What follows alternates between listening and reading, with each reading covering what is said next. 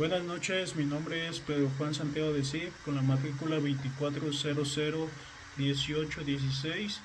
En este reto número 3, titulada Suspensión, Rescisión o Terminación Laboral, del módulo Derecho Laboral Individual de la licenciatura en Derecho. Mi asesora es la licenciada Alejandrina Alicia Vargas Mata. Este video lo estoy realizando el 18 de julio del 2026. Como tal, en este apartado, en este reto titulado Suspensión, Rescisión en la terminación laboral, se da un pequeño análisis acerca de algunos casos que se plantearon y sobre todo si aplica como amparo directo en materia penal. La relación laboral que generan estos derechos y obligaciones para los trabajadores y patrones, pero en muchos de los casos no permanece necesariamente inalterable durante toda su existencia. La Ley Federal del Trabajo distingue entre la suspensión, la rescisión y la terminación de la relación de trabajo. Estas figuras que producen consecuencias jurídicas diferentes y que pueden aplicarse atendiendo las circunstancias concretas en cada uno de los casos. Es importante que nosotros como licenciados en formación identifiquemos correctamente que estas figuras permiten determinar si la relación continúa vigente, si existe una causa que justifica la ruptura o si concluyó como tal una causa legal o por voluntad de las partes. En el presente reporte que se menciona como tal en este video, analizaremos las tres situaciones con una de cada una de las prácticas relacionadas con una renuncia voluntaria, una contingencia sanitaria y un despido derivado a las inasistencias injustificadas. En cada supuesto, claro, determinamos cómo cada una de las que se desarrolla como tal mediante la figura jurídica aplicable como tal, y esto también basado y argumentado en la Ley Federal de Trabajo. En el caso número 1 se considera como renuncia voluntaria de la ciudadana Marta Maya Ramírez. En el primer caso se presenta que una trabajadora con contrato individual por tiempo indeterminado, que por razones personales, claro, y de manera voluntaria, comunica a la empresa su decisión de dejar el puesto en el que se desempeña. En este caso, la figura jurídica que corresponde es la terminación de la relación laboral como tal, es lo que está indicando la ciudadana por mutuo consentimiento propio o atendiendo a la manifestación unilateral de la trabajadora como tal por separación voluntaria, con las consecuencias correspondientes. Al fin de tener una relación de trabajo como tal, no se trata de una rescisión imputable el patrón ni la trabajadora como tal, porque en los hechos descritos no aparece una causa de incumplimiento atribuible en alguna de las partes, tanto como del patrón como de la trabajadora como tal. En este caso, la Ley Federal de Trabajo establece que en el artículo 53 las causas de terminación de las relaciones de trabajo entre ellas es el mutuo acuerdo, consentimiento por parte de las ambas partes. En este caso la renuncia expresa de Marta constituye una manifestación clara de su voluntad de concluir como tal la relación laboral. Al tratarse de una decisión voluntaria, la trabajadora conserva el derecho de recibir las prestaciones que se hubiera generado y que se exigen en ese momento de la separación, como salarios pendientes, partes proporcionales del aguinaldo, vacaciones y prima vacacional, según corresponde el caso. La prima de antigüedad no se genera ordinariamente por una renuncia con menos de 15 años de servicio, salvo los supuestos específicos previstos en la propia Ley Federal de Trabajo. La carta de renuncia contiene datos relevantes como fecha de ingreso, puesto, salario y jornada. En esto mismo expresa que la separación obedece a razones personales, por ello la clasificación es correcta en terminación de relación laboral por voluntad trabajadora, no de rescisión como tal. La empresa deberá documentar adecuadamente la separación de la ciudadana en este caso y cubrir el finiquito que legalmente corresponda y que por derecho y que establece la Ley General de Trabajo. Es por ello que debe de aplicarse como tal. La Ley Federal del Trabajo nos establece son los lineamientos propios para llevar a cabo este proceso. En el caso número 2, la contingencia sanitaria en Arcos Textiles de México. En el segundo caso se plantea una declaratoria de contingencia sanitaria que implica la paralización de labores en el sector textil. En este supuesto no existe una conducta imputable al trabajador o al patrón que por sí misma justifique una rescisión. Se actualiza una hipótesis de suspensión de las relaciones de trabajo y siempre que la declaratoria de la autoridad corresponda jurídicamente a la hipótesis prevista en la Ley Federal de Trabajo.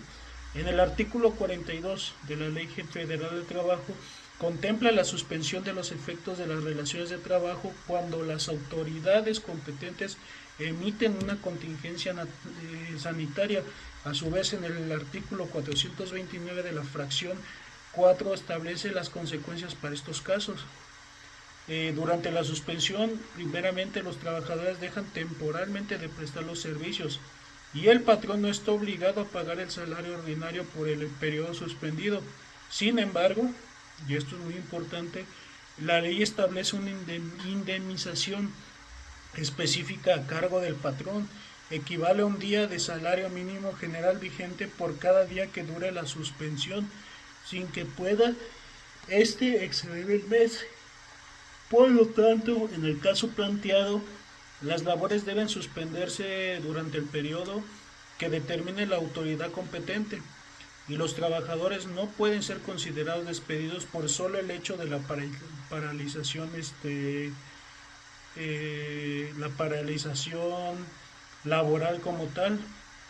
La relación laboral como tal permanece jurídicamente existente, aunque se suspendan temporalmente sus principales obligaciones. El contrato por tiempo indeterminado no desaparece de las circunstancias. Es importante distinguir esta figura de una terminación a una rescisión. La contingencia no significa que el contrato haya concluido, solamente provoca una interrupción temporal de las obligaciones laborales bajo las condiciones establecidas por la Ley Federal de Trabajo.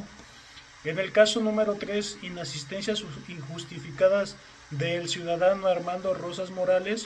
En el tercer caso se configura una rescisión de la relación laboral sin responsabilidad para el patrón como tal.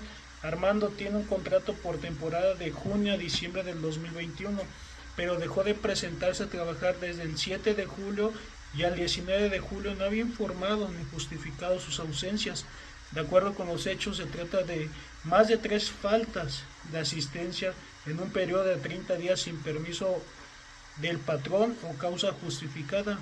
En el artículo 47 de la fracción 10 de la Ley Federal del Trabajo establece como causa de rescisión de la relación laboral sin responsabilidad para el patrón que el trabajador tenga más de 3 faltas de asistencia en un periodo de 30 días sin permiso del patrón o sin justificación alguna. Por ello, la conducta descrita actualiza una causa legal de rescisión atribuida al trabajador. La naturaleza temporal del contrato no cambia esta conclusión. El contrato está previsto para concluir en diciembre, pero la relación puede reincidirse antes de esa fecha cuando se actualiza una causa justificada prevista por la ley. El patrón como tal debe de observar las formalidades del aviso de rescisión, comunicar por escrito la conducta o conductas que motiven a esta rescisión y la fecha en la que se cometieron como tal. La legislación laboral prevé que el aviso sea entregado principalmente personalmente al trabajador o cuando ésta no sea posible, comunicarlo al tribunal competente dentro de un plazo legal. En este caso se indica que el aviso fue recibido por Armando en su domicilio, por lo que existe un elemento favorable para acreditar su conocimiento. Aún así, el patrón debe de cuidar el contenido y la forma de notificación que cumpla con los requisitos legales. En consecuencia, la figura correcta es la rescisión laboral sin responsabilidad para el patrón debido a las inasistencias del trabajador. ¿Cuál es la utilidad del amparo en el nuevo proceso penal acusatorio y legal? El juicio de amparo constituye un mecanismo de control constitucional y de protección de los derechos de los humanos frente a los actos de autoridad que pueden vulnerarlos como tal. En el sistema penal acusatorio y oral, su utilidad consiste en proporcionar principalmente una vía extraordinaria de control para revisar la constitucionalidad de determinados actos como tal, y de igual forma las resoluciones judiciales cuando se han afectado principalmente los derechos reconocidos por la Constitución y los tratados internacionales en general. El amparo no sustituye automáticamente los recursos ordinarios del proceso penal, por el contrario, el principio definitivamente exige como la regla general de que antes de acudir al amparo se agoten los medios ordinarios de defensa que puedan modificar o revocar la resolución reclamada, salvo excepciones por la ley de amparo. En el caso del amparo directo, su finalidad principal es controlar sentencias definitivas o resoluciones que ponen a fin al juicio, o cuando las violaciones se cometieron en la propia resolución o durante el procedimiento y trascendieron el resultado como tal del fallo.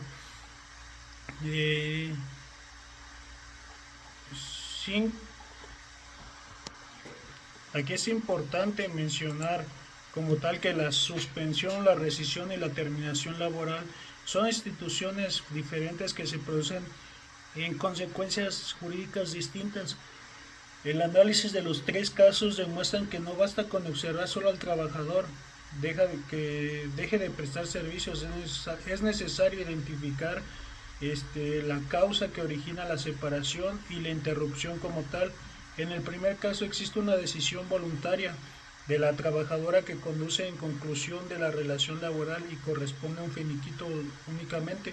En el segundo, la declaratoria sanitaria genera la suspensión temporal sin que por el hecho desaparezca ese vínculo laboral como tal.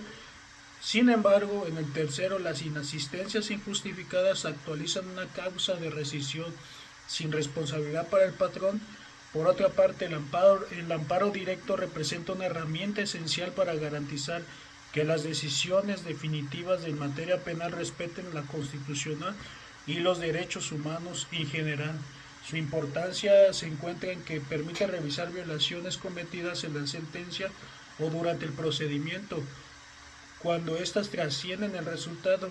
En el sistema penal acusatorio, el amparo fortalece la protección judicial de los derechos como la libertad personal en el debido proceso, la defensa adecuada y la presunción de la inocencia.